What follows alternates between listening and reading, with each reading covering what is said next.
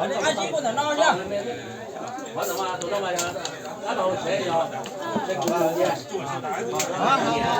Có cho cái vô mặt thế mà có đấy. Ăn lẩu đấy.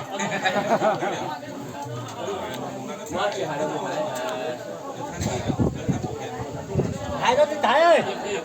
Alo, vô cái tung bỏ mà lên xin xin lu nữa, lu mua đã chỉ nó mà muốn chẳng nhớ còn nếp mua thêm quấn nhà tua nào xin trả lại Bạn đã lấy gì nó nào? lẩu nhưng chỉ tua đi ta ho, chứ không bao nhiêu nó. Đó, để nó thì cái tuần xài mùa số thì là có tổ cho trống nè, để nó phải chỉ ở tụ nó cho liệt đất tiền nữa nè, tuần xài tuần trả nè, tụ bao giờ tụ đông sọc của mình đấy, tụ ít sao nữa, như thế đó, cái đó là tổ trống nè, đấy, để được xuyên để thế nè.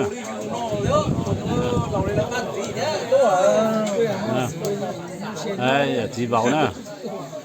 Đấy. Cho nó